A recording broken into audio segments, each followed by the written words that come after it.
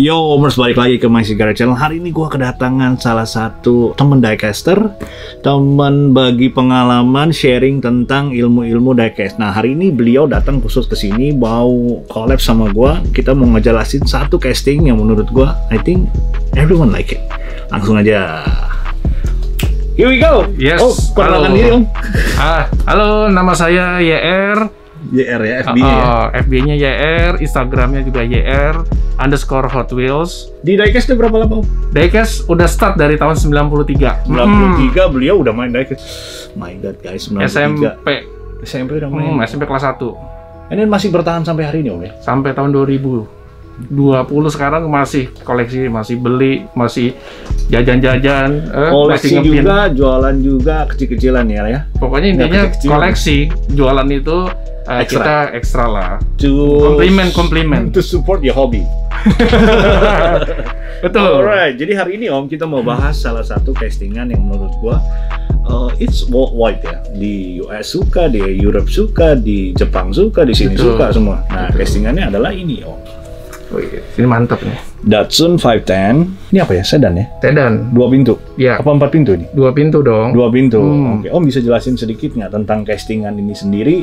Dari sisi pandangnya Om, kenapa orang mesti koleksi ini? Dan menurut Om, perkembangannya si Datsun 510 ini di Hot Wheels, itu gimana? Dari zaman lumayan dari tahun 93 sampai sekarang. What do you think? Oke. Sebenarnya, dulu itu Hot Wheels itu GDM itu nggak banyak. Jarang. Jadi dengan adanya Datsun 510 ini tuh gebrakan baru, ya kan? Jadi ini pertama kali tahun berapa ya? Ini Datsun ini tahun 2009, bro. Oh, 2009. 2009 ini casting Datsun ini ada, dan dia tuh yang pertama tuh yang biru. Yang 102. Betul. Oke. Yang warna biru itu pertama kali gitu. Jadi total Datsun ini casting ini sudah keluar itu ada 27 pieces varian. 27 pieces termasuk dengan castingan baru yang ada 2. Yes, itu yang terakhir itu adalah Convention, ya? Charlotte Convention ya. Nah, Charlotte Convention yang terakhir. Yang pertama tuh yang warna biru. Nah, pink ini salah satu yang diburu oleh kolektor. Oke, kebetulan gue lagi pegang si pink ini. Menurut lu nih Om, dari sudut pandangnya lu sendiri, si pink ini gimana sih? Kan ini nggak ada tamponya. Ini kan memang siri khusus di RLC gitu ya. Can you give us like opinion about this one? Oke, sebenarnya Hot Wheels itu kalau udah ngomongin Hot Wheels, terutama Datsun itu, warna itu udah bukan jadi patokan lagi. Oke, gitu. So the color is gonna be number 1, 2, 3, 4, 7 lah ya. Betul. Selama mereka koleksi Datsun, intinya mereka itu koleksi barang yang rare, barang yang susah didapat di mana-mana. Nggak semuanya nggak mudah. Apalagi ini seri yang RLC, yang seri premium, susah. Untuk dapetinnya nggak gampang. Nggak gampang, limited. Oh iya guys, ini kalau Omers bisa lihat ini limited 5.000 guys. Cuman ada 5.000 worldwide. Yes. Dan menurut Om harganya masih masuk akal nggak sekarang? Kalau sekarang kan kalau nggak salah ya guys, ya ini harganya sekitar 3 juta sampai 3,5 juta. Wow, itu mungkin buat kolektor-kolektor lumayan Om ya, buat harga segitu. Menurut lo gimana?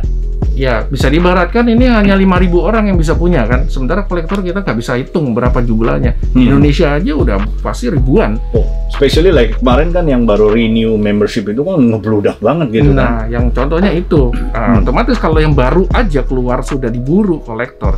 Otomatis yang lama-lama juga pasti akan mengikutin.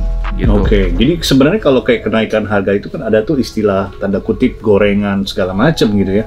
Kalau lu setuju nggak dengan orang istilah seperti itu? Sebenarnya kalau urusan gorengan itu enggak ya, gitu. Sebenarnya kalau dilihat dari harganya Datsun, pink ini aja deh. Value-nya ya. Value ini sebenarnya harganya itu juga internasional, mengikutin harga di worldwide seluruh dunia gitu, nggak cuma di Indonesia aja. So gorengan itu sebenarnya bullshit lah, enggak juga gitu. Enggak juga ya, karena lu mau cari di sini sama, lu lu anggap lebih murah di luar, ternyata enggak juga, ya sama. Dengan ongkos kirim segala macam ya ujung-ujungnya sama, bisa dibilang sama gitu. Karena gua sendiri juga mikir gini, kalau sampai ada seller ngegoreng atau satu komunitas ngegoreng, kalau memang nggak ada yang suka, ada yang makan, ya percuma lu goreng kan. Nah iya dong. Tetep kan nggak ada peminatnya gitu kan. Betul. Jadi untuk castingan di 510 ini, nah ini ada si Bre nih Om.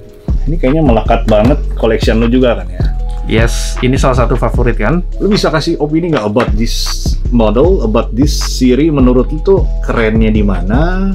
Worth to collect-nya kenapa? Dan kayaknya lu lebih banyak tahu knowledge about this breed gitu. Maybe you can share with us. Believe it or not, Waktu awal-awal rilis ini harganya hanya sekitar 500-600 ribu aja. 600 ribu? Yes. Itu 2013 kan? Yes, waktu awal rilis tuh sekitar 500-600 ribu. Sekarang bisa dibayangkan di atas 9 juta kan. Dan itu yes, 9 juta. Belum sign tuh ya? Belum ada sign. Artinya 9 juta itu pun diburu. Bukannya yang ada gampang mudah dicari juga tidak gitu. Ini limitednya kalau kecil bro. Ini hanya ada 3.000 pieces di dunia kan.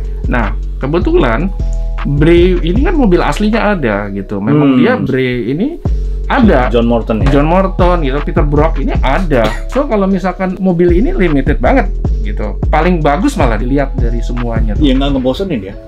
Even it's been like 7 years, tapi menurut gua nggak ngebosenin. Dia detailnya sangat bagus. Warnanya juga Spectra Chrome kan. Menurut lu kalau kita koleksi nih kan ya let's say 164 ya mobil kecil segala macam, tapi nilai historinya kan dalam banget bro. Oh iya. Kayak si Bray ini kan ceritanya kalau diikutin ya you know lah ada drivernya apa segala macam.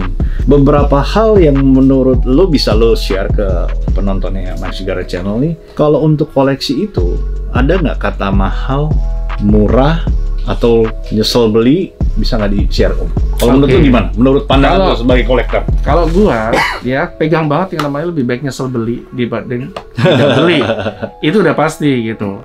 Ya kan kalau kita bicara koleksi, kolektor, kalau kita mau beli gitu. Suka beli gitu. Suka beli. Jadi nggak ada kata mahal ya? Jadi nggak ada kata mahal. Nggak suka, leave it gitu loh, tinggalin aja. Scroll it up. Iya. Jadi kalau suka beli ini kejar gitu, karena ini sangat limited dan ini worth to buy. Karena menurut lo sekarang mahal, mungkin di 3 tahun lagi lebih mahal lagi gitu. Iya. Jadi yang lo beli hari ini sebenarnya kan nilai investasi itu buat the Betul, future, betul. gitu kan? Melebihin dari logam mulia manapun. Oke.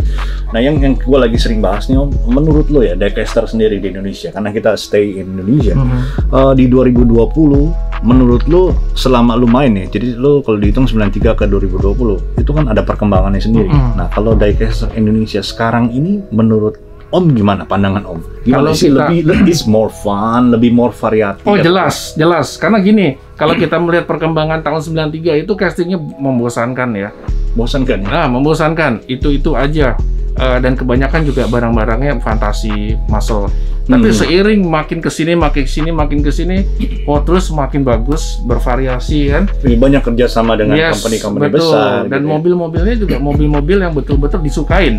Nissan GT-R kan. Lalu ada Datsun, Porsche yang sekarang lagi hits, ya kan. Even Fantasy Car pun sekarang dibikin cantik gitu. Iya, mereka memang work things out-nya tuh benar-benar total gitu ya menurut gue ya kan. Dan ini Hot Wheels-nya hebatnya, dia itu marketnya tuh semua umur, usia, ya kan, semua kegemaran orang itu ada di Hot Wheels semua itu. So what do you think about the future of dari si Hot Wheels sendiri, diecaster lah, kita ngomongin diecaster Indonesia ke depannya, apakah di industrinya ini semakin rame dari penggemar, pembeli, penjual? What do you think? Kita ngomong 3 tahun ke depan deh Om. Realitanya aja deh, tiap hari itu banyak orang-orang baru yang saya kenal, terutama di Facebook, hobi ini ya, di Instagram, di hobi ini. Artinya semakin lama kolektor Indonesia tuh semakin berkembang, bertambah. Yes, sekarang ada di Instagram tuh ada yang namanya kolektor anak-anak milenial yang mereka tuh masih bibit banget menurut gua tuh bisa di gila banget. Dan hebatnya ini kolektor lama stay stabil, tapi yang nambah itu tidak terbendung. Nah itu yang terjadi. Jadi kalau kita misalkan terjun di dunia hobi ini, terutama Hot Wheels, itu udah bener, pakemnya udah bener gitu. Tinggal kita fokusannya yang bener aja. Oke. Alright guys, so hari ini kita banyak belajar dari masukan dari Om Yuda. Sama-sama Om. Alright, jadi thank you banget Om buat sharingnya. Nanti kita bakal ada sesi berikutnya lah ya. Kita sini sering bahas yang tabu-tabu juga Om. Oh boleh, justru itu yang ditunggu dong. Nah guys, ini adalah salah satu sumber yang saya bisa ajak ngomong gila tentang rahasia-rahasia yang tanda kutip like this one, the story of this one. Nanti tapi next episode with Mr. YR. I can wait. Ya nanti dia bawa koleksinya dia, kita bahas ya. Kita ngomongin no problem. Everything is for knowledge. Yes. Ya kan sekarang banyak yang nanya, udah mulai ngejudge gitu kan segala macam. Padahal the story behind-nya tuh banyak banget. Jadi gue nih baru came up nih guys, dadakan ide gue bakal bikin tema yang tabu talk. Yes. With this guy. Alright, stay tune di Mike Sigara Channel. Dan biasanya kita tutup dengan salam gas overs. Oke, boleh. Let's go, 1, 2, 3. Gas. Salam gas overs. Go Mars. Peace. I'm out.